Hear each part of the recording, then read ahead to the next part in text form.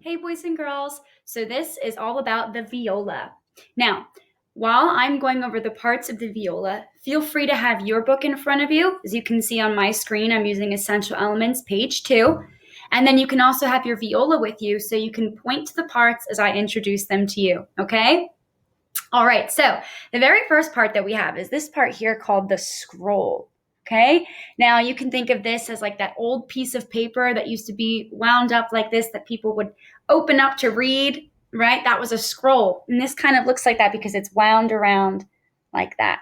Okay, all right, now on the scroll, we also have what are called the pegs. Okay, and these pegs sit inside a peg box and they're actually used to tighten and loosen the strings. That makes the pitch either go higher if you tighten the strings or lower if you loosen the strings. These are for tuning the strings, except don't touch these, okay? I'll help you if I ever need you to use the pegs, to use them. And remember, don't do this yet. You'll take the peg and turn it towards you to loosen it or turn it away from you to tighten it. Okay, and again, we shouldn't touch those unless I ask you to. I'll always help guide you if we need to use those to tune the strings, okay?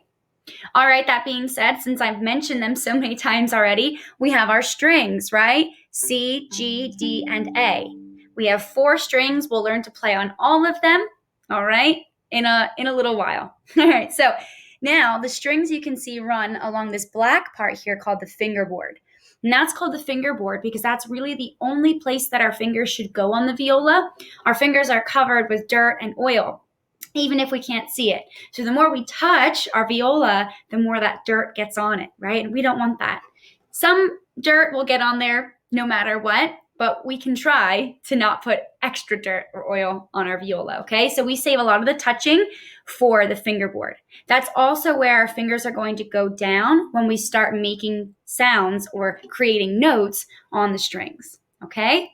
Now, that fingerboard also runs along this part here, which is called the neck of the viola. So just like we have a neck, the viola also has a neck, okay? One other little part I forgot to mention was that on the fingerboard, we have this little raised, what looks like a rectangle right here, and that's called the nut. That's helpful for when we need to know where to place our fingers on the viola, okay? You might have tapes on your viola there already on the fingerboard, which is great. That's going to help you know even more or better where to put your fingers on the viola. But if you don't, we can try to figure out how to do that by using the nut and like measuring the distance that way, okay? Now, the viola, we said, has a neck, and now it also has a body, just like we have a body. And on the side of the body are these called the ribs, just like we have ribs, okay?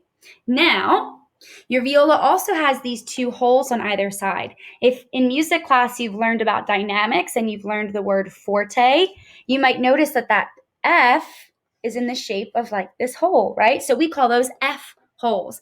And the F holes allow the sound to come out of our viola so everybody can hear our music.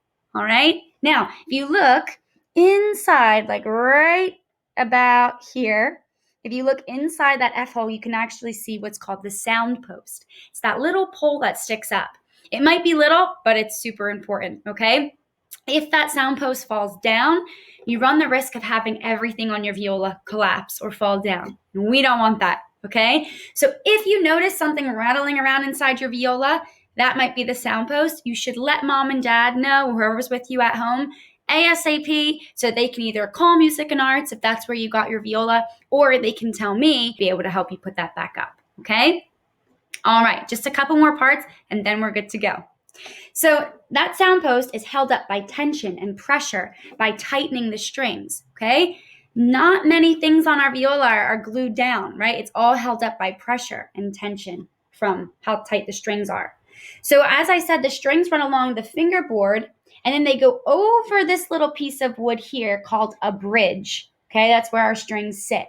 If the bridge ever falls down, let me know, okay? Because I can try to help you put that back up so that the strings will make a sound. You'll notice that if this does fall, your strings won't make a sound anymore, okay?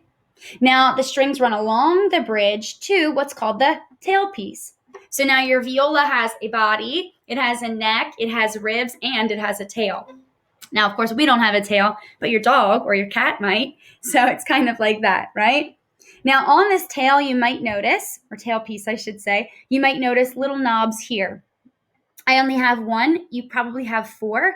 Those are called fine tuners, and we use those to make little adjustments to the string. By turning them to the right, you can make your string go higher in pitch. By turning it to the left, you can actually make the string go down in pitch. But if I ever ask you to use these, and only I'll help you use them, you want to make sure you find the one that's for the string you want to tune, okay? And again, we'll talk about that later. So 2 more things here. We have this part, which is called our chin rest. Okay, that's where our chin is going to go when we learn how to hold the viola. And then on the back here, you see a shoulder rest, which is what's going to lay on our shoulder when we hold the viola. Now, your shoulder rest might look different than mine. Mine has little feet or legs on either side of the body. Yours might just be a gray sponge, and it might come with a rubber band.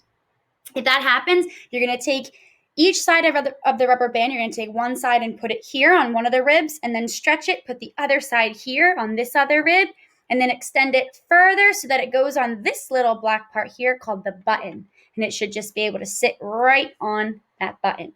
Then you'll take that sponge and you'll slip it underneath the rubber band so that when you do bring your viola up to you, you feel nice and supported, okay? If we don't play with the shoulder rest, sometimes the viola might slip around, or it might also hurt our collarbone or other bones that we have on our chest, okay, and shoulder. So that being said, the viola is a very delicate instrument. You want to make sure you're really careful when you take it out of the case, when you play, and then also when you put it back. All right, so to make sure that our sound post and our bridge don't fall and nothing happens to the strings or any of these other parts of the viola, right, you want to make sure you take good care of it. All right, well, I'm going to make another video to learn how to hold the viola, but I hope that you can review all the parts of the viola with your book.